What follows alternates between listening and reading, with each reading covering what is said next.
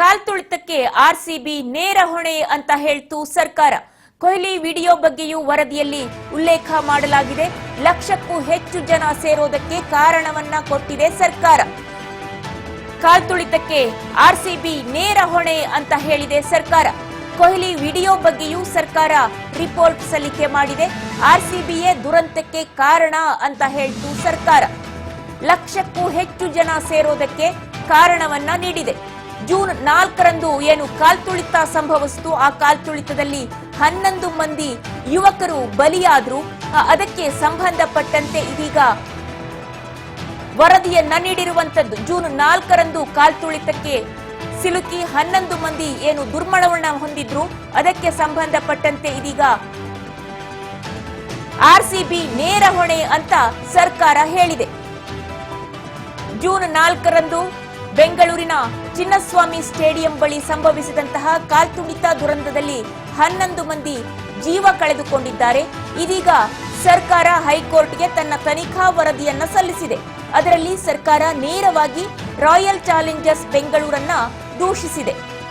June 4ರಂದು ಕಾಲ್ತುಳಿತಕ್ಕೆ 11 ಮಂದಿ ಏನು ಸಾವನ್ನ ಅಪ್ಪಿತ್ತು, ಅದಕ್ಕೆ ಆ ಕಾಲ್ತುಳಿತಕ್ಕೆ ಆರ್ಸಿಬಿ ನೇರ ಹೊಣೆ ಅಂತ ಹೇಳಿ ಸರ್ಕಾರ ಹೇಳಿದೆ. ಆರ್ಸಿಬಿ ತನ್ನ ಸೋಷಿಯಲ್ ಮೀಡಿಯಾದಲ್ಲಿ ವಿರಾಟ್ ಕೊಹ್ಲಿ ಮಾತಾಡಿದ್ದಂತಹ ವಿಡಿಯೋವನ್ನ ಸಾರ್ವಜನಿಕವಾಗಿ ಹಂಚಿಕೊಂಡಿದ್ದು ಸೇರಿದಂತೆ ಅನೇಕ ಲೋಪದೋಷಗಳನ್ನ ವರದಿಯಲ್ಲಿ ಎತ್ತಿ ತೋರಿಸಿದೆ. ಹಾಗೆ ಪೊಲೀಸರು ಕಾರ್ಯಕ್ರಮಕ್ಕೆ ಅನುಮತಿ ನಿರಾಕರಿಸಿದ್ರೂ ಸಹ ಅಗಾಧ ಜನಸಂದಣಿ ಸೇರಿತ್ತು ಅಂತ ಸರ್ಕಾರ ಹೇಳಿದೆ. ಕಾರ್ಯಕ್ರಮದ ಆಯೋಜಕ ಡಿಎನ್ಎ ಎಂಟರ್ಟೈನ್ಮೆಂಟ್ ನೆಟ್ವರ್ಕ್ ಏನು ಪ್ರೈವೇಟ್ ಲಿಮಿಟೆಡ್ ಜೂನ್ 3ರಂದು ಸೆಲೆಬ್ರೇಷನ್ ಇಟ್ಟುಕೊಳ್ಳುವ ಬಗ್ಗೆ ಪೊಲೀಸರಿಗೆ ಮಾಹಿತಿಯನ್ನ ನೀಡಿತ್ತು. ಆದರೆ ಪೊಲೀಸ್ ಇಲಾಖೆಯಿಂದ ಜೂನ್ 4ಕ್ಕೆ ಪೊಲೀಸ್ ಇಲಾಖೆಯಿಂದ ಔಪಚಾರಿಕವಾಗಿ ಅನುಮತಿ ಪಡೆದಿರಲಿಲ್ಲ. ಹೀಗಾಗಿ ಪೊಲೀಸರು ಕಾರ್ಯಕ್ರಮಕ್ಕೆ ಅನುಮತಿ ನೀಡೋದಕ್ಕೆ ಸ್ಪಷ್ಟವಾಗಿ ನಿರಾಕರಿಸಿದ್ರು ಅಂತ ವರದಿಯಲ್ಲಿ ಹೇಳಿದೆ. ಪೊಲೀಸರು ವರದಿಯನ್ನ ಜೂನ್ 4ಕ್ಕೆ ಕಾರ್ಯಕ್ರಮವನ್ನ ಆಯೋಜಿಸೋದಕ್ಕೆ ಪೊಲೀಸರು ನಿರಾಕರಿಸಿದ್ರು. ಅಷ್ಟೊಂದು ಬೇಗ ಅಷ್ಟು ಶೀಘ್ರಗತಿಯಲ್ಲಿ ಎಲ್ಲ ವ್ಯವಸ್ಥೆಯನ್ನ ಮಾಡಿಕೊಳ್ಳೋದಕ್ಕೆ ಆಗೋದಿಲ್ಲ ಅಂತ ಹೇಳಿ ಪೊಲೀಸರು ಅನುಮತಿಯನ್ನ ನೀಡೋದಕ್ಕೆ ಸ್ಪಷ್ಟವಾಗಿ ನಿರಾಕರಿಸಿದ್ರು ಅಂತ.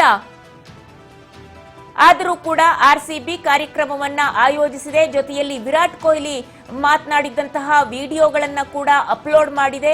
ಹಾಗಾಗಿ ಈ ಕಾಲ್ತುಳಿತಕ್ಕೆ ನೇರವಾಗಿ ಆರ್ಸಿಬಿಯೇ ಹೊಣೆ ಅನ್ನುವ ರೀತಿಯಲ್ಲಿ ವರದಿಯನ್ನ ಸಲ್ಲಿಸಿದೆ ಸರ್ಕಾರ.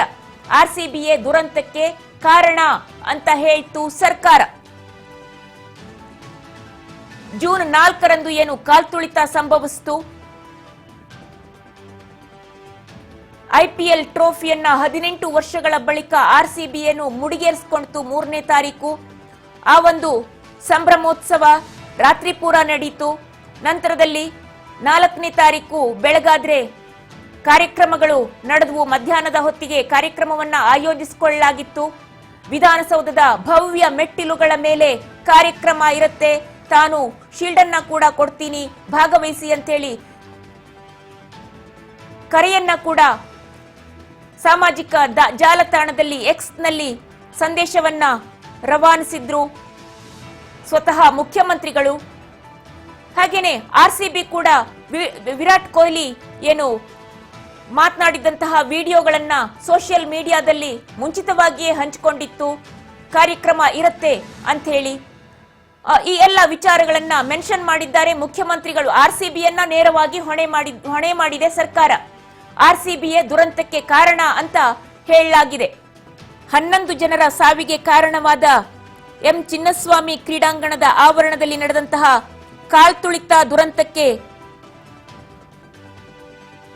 ರಾಯಲ್ ಚಾಲೆಂಜರ್ಸ್ ತಂಡವೇ ಕಾರಣ ಅಂತ ಹೇಳಿ ಕರ್ನಾಟಕ ಸರ್ಕಾರದ ವರದಿ ಹೇಳ್ತಾ ಇದೆ. ಇದೀಗ ಬೆಂಗಳೂರು ಏನು ಚಿನ್ನಸ್ವಾಮಿ ಸ್ಟೇಡಿಯಂ ಎದುರುಗಡೆ ಕಾಲ್ತುಳಿತ ಆಯಿತು, ಅದಕ್ಕೆ ಸರ್ಕಾರ ಆರ್ಸಿಬಿಯನ್ನ ದೂಷಿಸಿದೆ.